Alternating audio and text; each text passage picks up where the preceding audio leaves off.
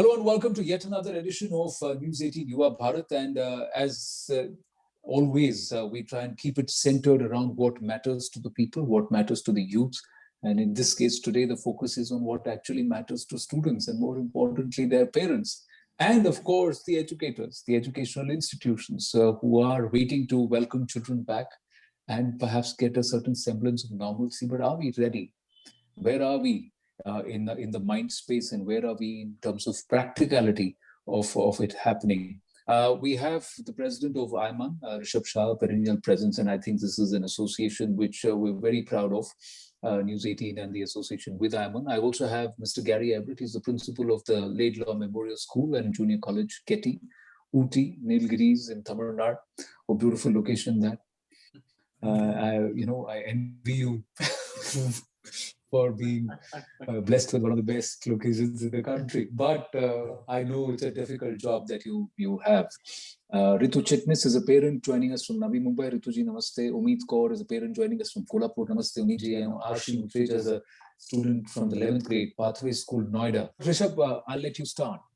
Since you're going to have a very non-student, non-educator, non-parent point of view. Well, which makes me the odd one from the panel, but then again, I think firstly, let me start by just thanking Network 18. I think just doing a show that is for young people, talking about issues that are pertinent to young people is something that was very innovative, very brave, and the first of its kind. So really appreciate, Anand, what you and the network have done. In regards to this specific issue, of course, I think there are so many countries that are doing things differently. Like, say, for example, the United States of America, where President Biden said that you got 2 shots and then you don't necessarily need to wear masks per se. So in so many countries, normalcy is returning, where students and schools also have, it's been declared that, schools are going to start very, very soon. However, India is very different because we've got so many millions of students, and we've got so many million schools. We've got 1.4 million schools. So up until the time they're not vaccinated, is it safe for them to actually go? So let me take it first to the parents, because they're the ones who make the decision on behalf of the students and also for the school. I think it's very important to consult the parents, and we're very grateful that 2 parents have joined. So I'm going to take it to Rituji. Would you be willing to send your ward to school? See, basically, it is very difficult for the child to maintain the social distancing and follow the sanitization rules.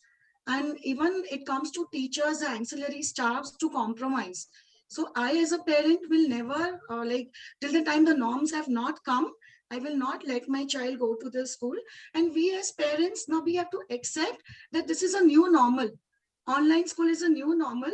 And for us, the health comes first. If something forbidden goes wrong, so we will not be able to forgive our own self. So I personally, as a parent, will not will be in a favor to send my child to the school. But then again, it's been 2 years almost. It's 2 academic years that the students are indoors. Now, at the end of the day, you can't compensate what they would normally learn in school with, talking to their friends, the holistic development as a whole. Academic rigor is one part of it, but then what about making sure that they learn holistically? Let me come to Miji. Don't you think they're missing out on something by not being in school? And how long? Because at the end of the day, you've got 1.3 billion people. So are we going to wait for another 2 years? Are you okay with another 2 years of schooling taking place only online? No, I will never be wishing my son or my daughter not going, because they are actually missing those practical things. Once my kids are vaccinated, I am assured that it's not necessary they may not get COVID positive, but the risk factor would be definitely less. Yes. So once they get vaccinated and the school is taking the safety measures, that would be, I guess that's the best thing can be done, because it's already been almost 2 years. Kids, otherwise, the kids will adapt to this behavior. Then, and they will be so very much used to do online things, they will never like going back to school, which they are missing out now. Oh, one fine day they'll say, no, we are happy sitting in front of the laptop, or maybe simultaneously doing other things also by turning off the videos. But even without the vaccination, scientifically proven world over that those who are, young, and especially they're the ones who are most resilient. Don't you think somewhere we've overplayed the fact that COVID is so dangerous, you can't step out, and the fact that, because I've had so many friends and so many people that I am on who got COVID, and in about 3 days' time they are absolutely fine. 2 to 3 days' time they're fine. So let me take this to Archie. Archie, are you okay with going to school? Um, or you prefer sitting at home? As of now, I think I'd prefer staying at home because right now the situation is not normal outside. And especially these 2 years that we spent online, it has impacted our mental health and physical for many, like in a to a very huge extent. And I don't think we should go to physical school right now. But maybe later on, if the situation gets a bit more normal and people get vaccinated, I think we can, but it should then still be hybrid and not completely physical. It should be hybrid and it should not be completely physical. Okay, let me go to the principal and ask the principal then this question, saying, are you okay with another year and a half only online school? There is no holistic development taking place. It's impossible to do sports online. It's impossible to do even teach things like acting, singing, etc. It's not. So how do students learn? How do they grow? And like Umid ji said, at the end of the day, what if in 2 years from now it's the new normal where everyone's going to be comfortable sitting at home, will become couch potatoes at the end of the day, and Right. it's not going to lead to the overall development of this child? Don't you think somewhere we need to draw the line and probably start schools? Thank you very much, Rishabh. As you know, boarding schools, like I'm a principal of a boarding school, the Laidlaw Memorial School, and every school has its own ethos, its own culture. And education is not academics alone. That's what we believe. It's the holistic development of a child. And that cannot be achieved online. You can try your best, you can do all your activities online, but the real meaning of education will not come as long as the child is physically present in school. So I had a talk with a number of my colleagues all over India at the boarding schools. I spoke to Mr. Kulkarni, Lieutenant General Kulkarni from Mayo College. I spoke to Mr. Bidhotia, Delhi College. So the schools are already equipped, and we have already had faced this challenge last year when the schools were open for classes 9th and above. So when in our preparation, we maintained all the COVID protocols. So children were tested before they joined the school. We have ample of space in our boarding schools because we have large, huge amount of space area. Like Laidlaw is around 224 acres of land. So we can quarantine our children. Okay, there are different places where children are quarantined before they enter the boarding houses. Then you do the COVID test. Once they're all negative, they go into their individual bubbles in their cottages. So we make sure that children are spaced out nicely. They follow all the protocols, and even their studies and games are staggered. Their meals are staggered. So there are different timings for children so we do not have all of them at the same time place. So their playgrounds are separate. Their timings for games are different. The timings for meals are different. And children, the 3 months that they came to school, they really, really enjoyed school. The most important thing is the co-curricular activities. It's not academics all the time. What do you remember when you were in school? So we made sure that we gave all these facilities to our children, and not a single case of COVID was recorded in our school. Even though our school was once in the beginning half of the COVID, we were a COVID care center. We have around 100 patients in our school. So we are taking care of these patients with all the maximum safety and security in our place. We also ensure that all our staff have been vaccinated. So once everybody is vaccinated, the dangers of getting prone or getting exposed to COVID is less. And since boarding schools can control the children who they are going to meet, so we avoid all visitors coming into school. So the school itself becomes into a small cantonment where you can take care of all these children and bring out the best in them and provide them all the development which they need to have in a school.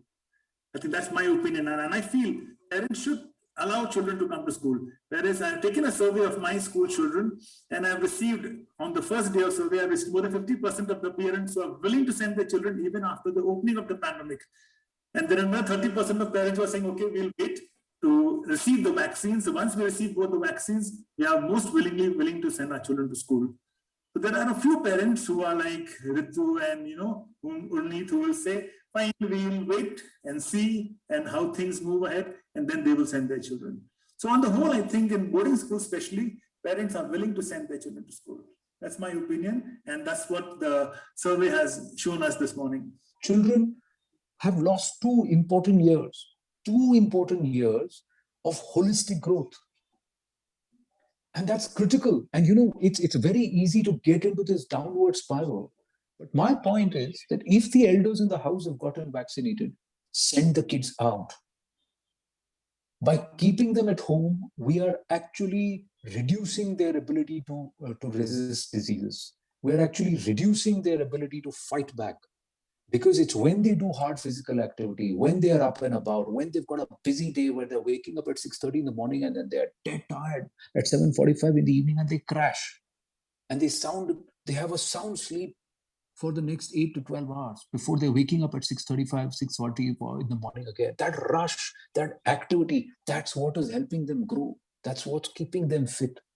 I mean, this is not just what I thought. This is exactly what. Just the other day, I was speaking to a top pediatrician and child, surgeon, who's head of the ICU at the P2 ward in Apollo, and she was saying, "Anand, this is my concern. My concern is that we are now going to get into a mental makeup where we're going to be afraid of a flu, which children least need to be afraid of, and."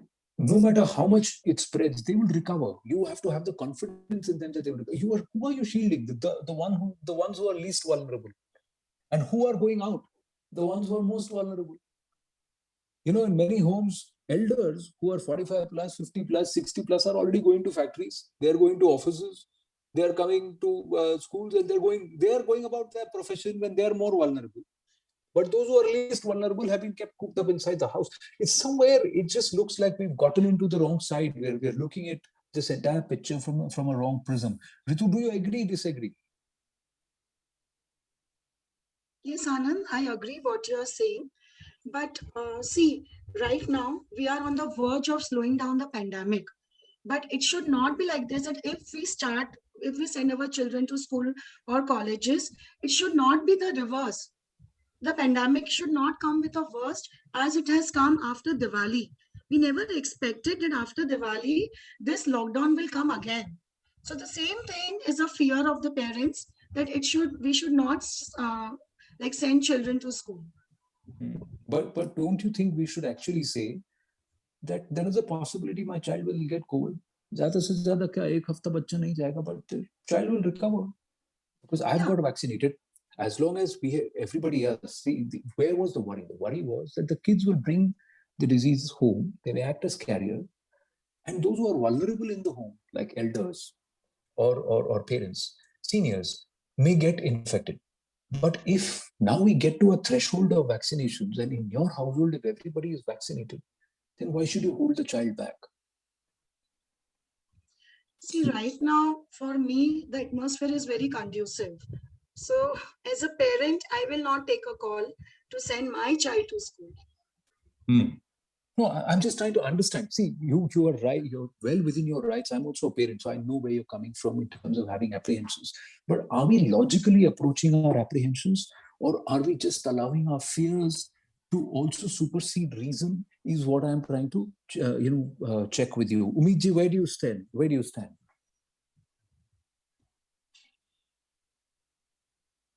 First of all, no hard feelings towards Ritu and Arshi and all the parents who don't want to send their kids to the school, because I am very much positive. When I got a call from IIT before when the school started in our area, my son studies in Sanjay Padawar International School.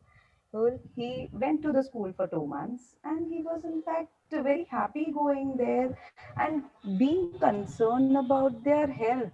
I think we are spoiling it more by making them sit inside. In fact, I push my child to go cycling, go play. I'm not saying that it's not risky, but it's like, we just The good part is our government has already got the vaccine. We are towards the positive. So let's all become positive and let's all send the kids to the school. Well, because the schools will be more concerned. Like, when we used to know things and when we used to go to school, my principal used to always say, my mother, that you have to worry only about your child. But we have to worry about the hundred of children studying in our school. So they are more concerned, more worried. And as far as I think, schools are doing their best. Let's trust them. Let's trust our kids. If we see certain symptoms and all, at that time we can definitely avoid. But this is, as far as I feel, this is not a solution.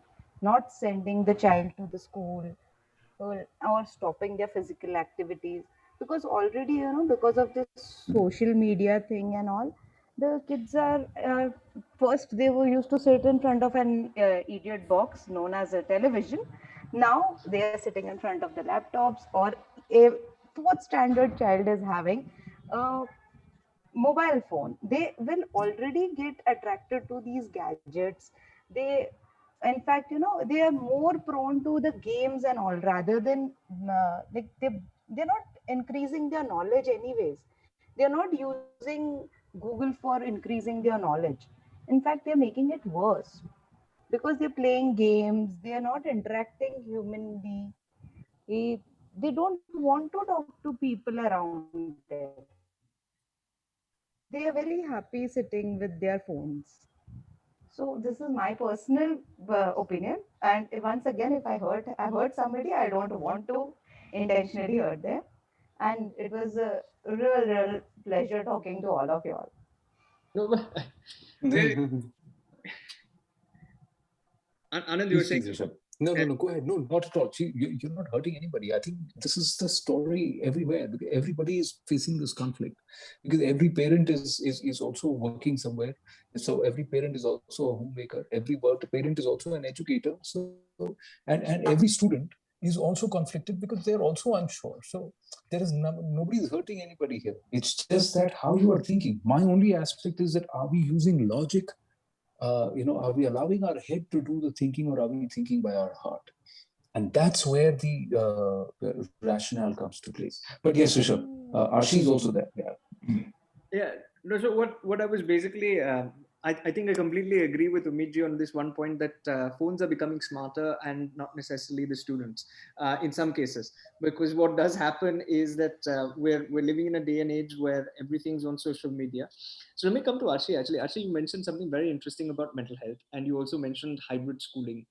But don't you miss going to school in terms of, the part where it used to be so chill with your friends, and it used to be fun hanging out and stuff like that, which is also so very important, given the fact that the pandemic has probably robbed you of that opportunity? Or do you think a Netflix watch party is the same thing as meeting your friends at school? No, it definitely is not. Like, I do agree. I definitely do want to go to school, but not right now because it wouldn't be safe right now. Like Ms. Amit said, that social media is everything for us at this moment. And I would definitely agree to that. Even I'm on my phone and laptop 24/7. But I still feel completely going to school physically, like every day straight up. Like, 'cause right now, we wake up at 8 for our school whenever it's online.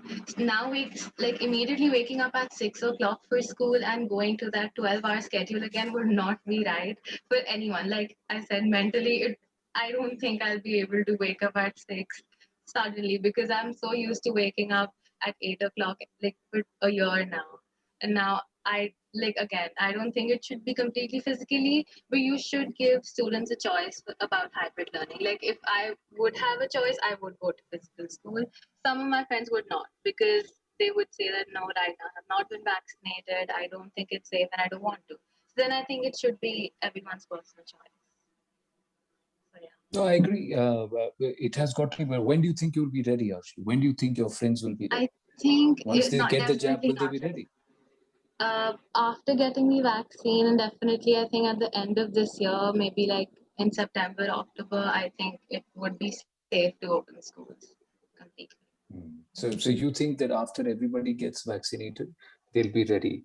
Now, Gary, you see how it's happening is you like continue to shift the goalpost. So this goalpost will continuously shift because by the time we come to September or October, if there are cases where there is a new variant which is infecting kids, then they will say, okay, further shut down schools. Even if you're vaccinated, it's okay. Now, the fact is, the absolute numbers, if you look at it in our country, the overall caseload is less than 3 crore. We're a nation of 138 crore. So if this virus has to infect everybody at some point in time, imagine the time it's going to take for it to infect everybody at some point in time. So till then, are we going to shut everything down? Are we not going to go to school at all? We can't afford to do that. It's 2 years and the caseload is 3 crore. So less than 3 crore, of which about 2.9 crore have already recovered. So that's the active number. That's what I'm trying to think, that we have to look at reason.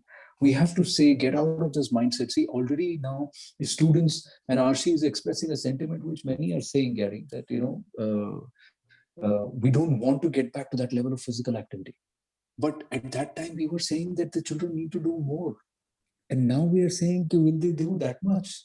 See, it's becoming sedentary so much more. Your thoughts, Gary? Yeah. See, I spoke to W principal this morning, and all the schools, not a single school did say that they're not prepared. Each one of them are prepared to have their children back at school, whether it's a boarding school or a day come boarding or a day school. There's no school in the country which is saying we're not equipped and ready for the children.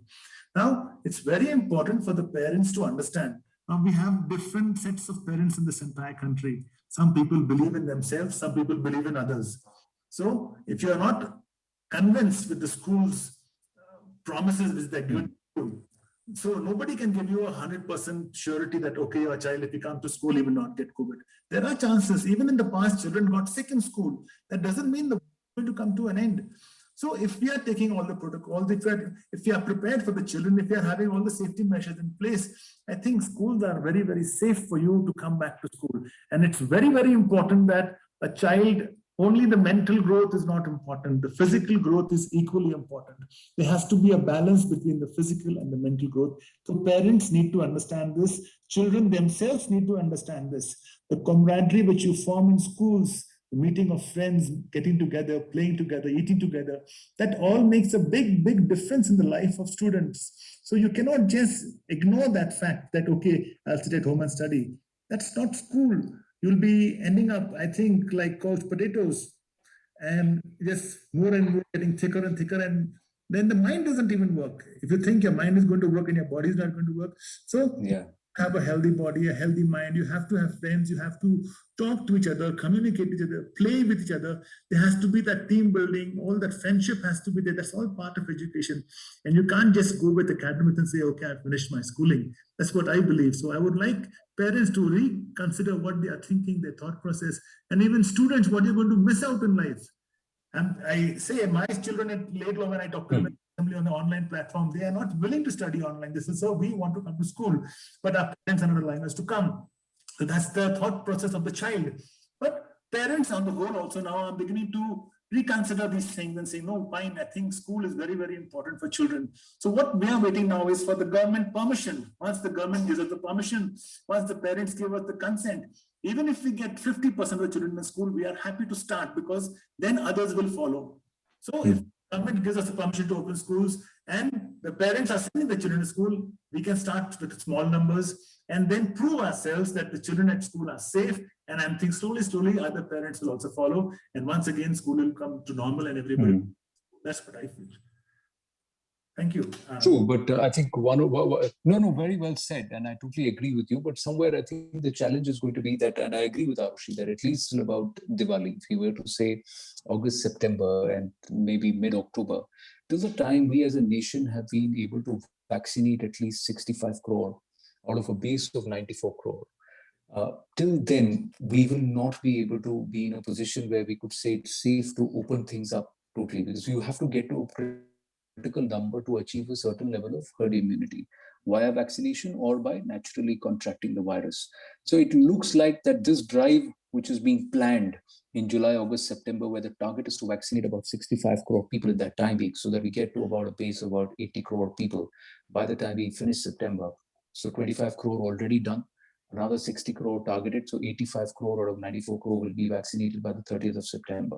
Very ambitious, but if that is achieved, then I don't think there should be any reason why anybody should say that we will not send our children back to school and we will not open up universities post Diwali. That's where it looks like, but till then I think we will all have to be confined to our spaces and hope that this jab rate only increases and more people complete their full course of vaccinations. To everybody, I have to wind up. We've got positive time. We've already overshot time. So thank you very, very much. It's been a great conversation. Wonderful, and wish you all the very, very best. Thank you so much. Stay safe. Thank you. Thank you very much, Anand.